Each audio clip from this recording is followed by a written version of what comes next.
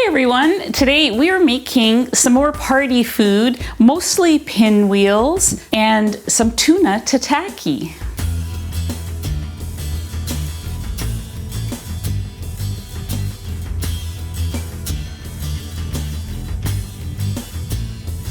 I'm Anita from KetogenicWoman.com, where I share keto and carnivore recipes and other cooking ideas that have helped me to lose almost 140 pounds. If you're new here, welcome. I hope you check out some of my other videos. And for returning viewers, welcome back. I hope you like today's video. Okay, so look at all this food here. I am going to make this into a very attractive charcuterie board or meat board or deli tray, whatever you want to call it. It seems to be party season, with easy things to make for this early summer heat we've been having, or late spring, I guess. It's been very warm. I am going to my good friend's 80th birthday party. Does that ever make me feel old? But here we are. So I'm going to do a lot of pinwheels today because last week I was inspired by my friend Tatiana. We went, we had a little bit of a meetup with a couple of other people, and she reminded me when she brought her pinwheels using prosciutto, and you can get this pretty much at any store. It's very thinly sliced ham or pork with salt. That's really the only ingredients in prosciutto, and perfect for roll-ups. I'm also going to use some very thinly sliced roast beef and some thin sliced smoked salmon. And so I'll make an assortment of those pinwheels. I'm using Boursin cheese as the insides. You can do so many things. You can do plain cheese, or you can make your own type of a cheese dip. Maybe if you are keto, you can also put some avocado and cucumber in there. It's almost like a keto slash ketovore sushi type thing when you do that. These remind me of sushi, which is something I like. So speaking of that, I'm also going to be making something that I call Tuna Tataki. Well, I don't call it that. The restaurant calls it that. It's one of my favorite things to order in a Japanese restaurant. However, there's usually there's sesame seeds and green onions and ginger and all kinds of things, possibly some seed oils in there. I don't know. I'm going to make a very pared down version for people who are carnivore, but maybe they add sometimes a little lemon, or use a little bit of olive oil, that sort of thing. I know I do on occasion, and so I'm going to be making that later, sort of a very pared down version of tuna tataki later. It's basically just going to be seared tuna with a citrusy soy type sauce. So what I'm going to do is I'm going to show you a few pinwheels. Just one of each, and then the rest of this is going to be super speeded up because you don't need to watch me, slice cheese and do all that kind of stuff. So we'll do the pinwheels. Everything else will be speeded up. You'll see the finished board at the end. I am also going to be adding my Melba toast. I'm calling this, I usually call these toasties, but really what they are is like a carnivore Melba toast. I made these last week. Also, they were a huge hit at the meetup, and I love these and will be making these a lot. They are perfect to, you could even put one of these on it and kind of squish it down and eat it, but perfect for cheese and anything else. Egg salad on here, they're crunchy. They provide that cracker that sometimes you miss on a charcuterie board. So I think it's a perfect addition. I'm going to link that video below. You can make them with pork rinds, or my preference is to make them with the Carnivore Crisp carnivore flour. So all of that will be below. And let's get started on the pinwheels. I'll do a prosciutto one first. So you just basically, they come like this. You can just peel it right off the little piece of paper. And I usually just put a good amount on the end. And then you just roll it up. It's very thin, so I like to kind of pat it down, roll it up like that, so you've got, you know, a few layers. Then it becomes very sturdy. And then I pat it a little bit to make it fairly uniform all the way across. And then I just cut it into bite-sized pieces. It is just so easy. That's the nice thing about carnivore. It is just really no fuss. So there's that one. And now I'm going to do one with the roast beef. So the roast beef that I get is paper thin. So this method works well where you're just going to put a bunch on the end. You want to have several, you want to roll it right up because otherwise you've got these big holes. And then I just try to smooth it and make it even as I'm rolling.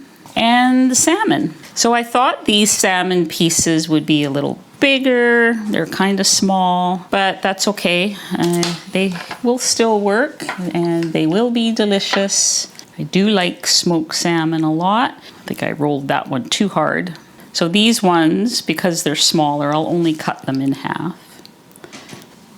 Okay, so it's as easy as that. I'm going to make a few more, fill this up nicely, put on my Melba toast here, cut up the cheese.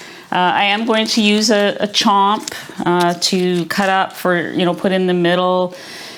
I mean, you want different textures, a few different colors and flavors here.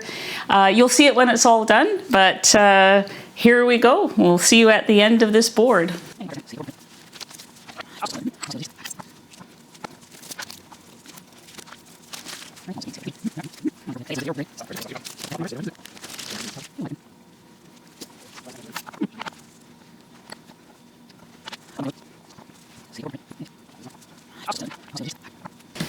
Okay, so this is the basic thing I'm going to bring, and I will probably also bring some, I have some carnivore mayonnaise that I made. I made Chris Cooking Nashville's mayonnaise, except I made it with bacon grease, and it actually turned out really good. It's spreadable, and so it just shows that you can make that recipe with different fats. I'm gonna link it below.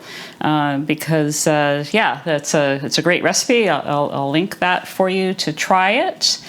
And I'll probably have some little toothpicks and other things on the side. I do also plan to make some egg salad that can be used for these Melba toasts here. So that's that. And I'm going to clean this up and we will move on to the Tuna Tataki. Before we move on to the Tuna Tataki, I want to take a quick moment to thank Element for sponsoring today's video, and also for sending me the seasonal grapefruit salt. I've been waiting for this. I was so excited when it came. I immediately made some grapefruit salt gummies. They are so easy to make. My son is coming over tomorrow and I will give these to him to try. He usually goes through an entire bowl. I make them with 2 packages of Element and some beef gelatin. I'll link the recipe below. But what is Element? It is a super tasty electrolyte drink. It has a scientifically backed formula of 1,000 milligrams sodium, 200 milligrams of potassium, and 60 milligrams of magnesium.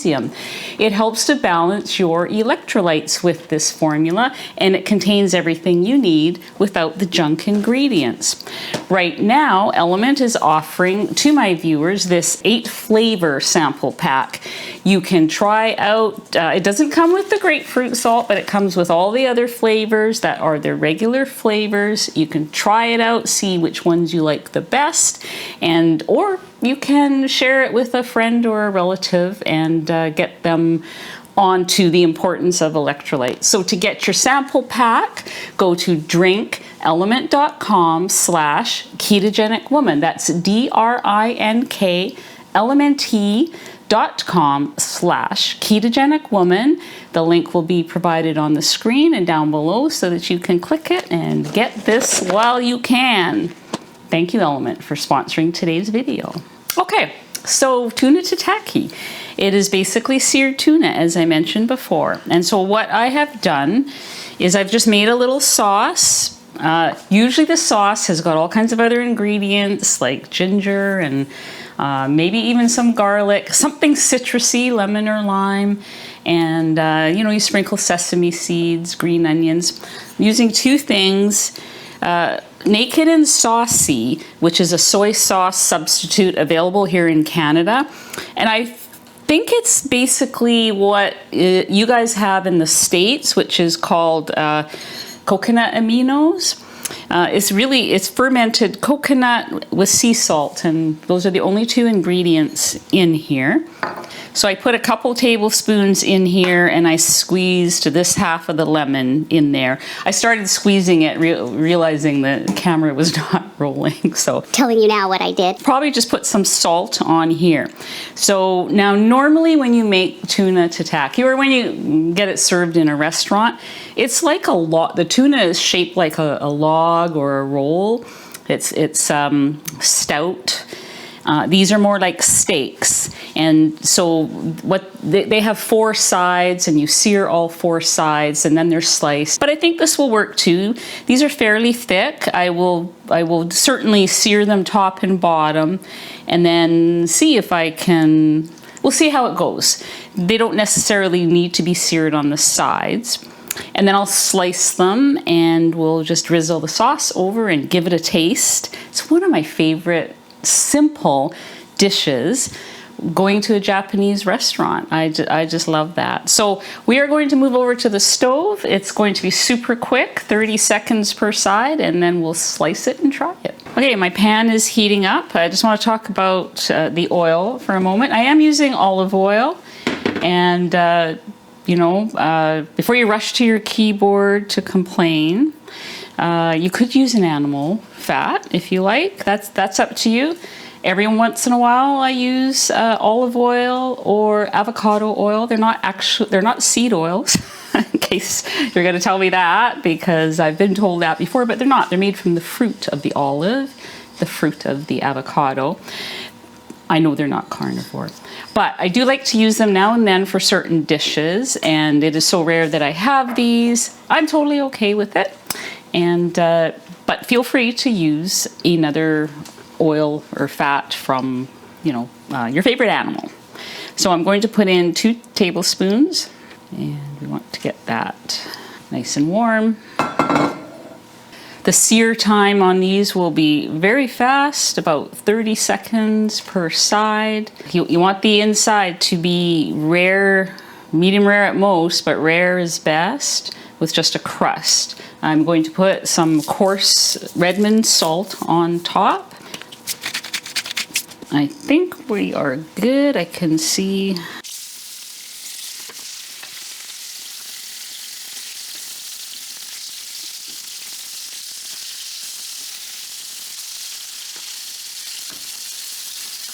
I've already turned it off because there's still quite a bit of heat. So, okay, that's it.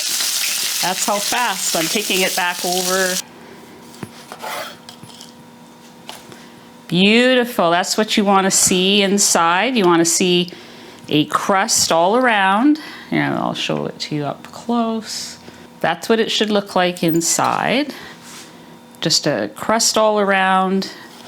Nice red interior. I'm going to display it on my favorite little fish plate. This is the plate that I eat my sardines from when I do a sardine fast. The other thing that's nice about the tuna tataki is that it does taste really good cold as well. I enjoy it cold very much. And so this could also go on a meat tray, a carnivore tray of some kind. Whoops, I mushed up that last piece.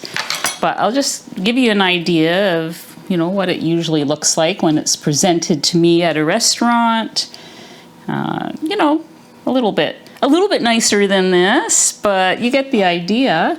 And then it's all uniform. Everything's exactly the same size. They drizzle it with the sauce. I'll just give this another little stir. Sesame seeds, green onions, but I didn't want any of that. I just wanted it to be kind of like bare bones. Let's give that a taste. Oh, okay, here we go. That is so good.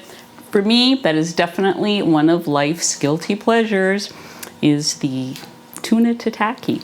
I hope you give it a try. I know that some people think of this as sushi and raw fish and all that, and I don't. I just love it. So try to maybe give it a try. Anyways, so that's it for today. I am going to slice up the rest of this. I will probably save some for that tray even, I'm thinking, the one that I've put away. And I think it'll be really good. Or maybe I'll just be eating all this by tomorrow myself. I don't know. We'll see. Have a great day, everybody, and we will see you on the next video.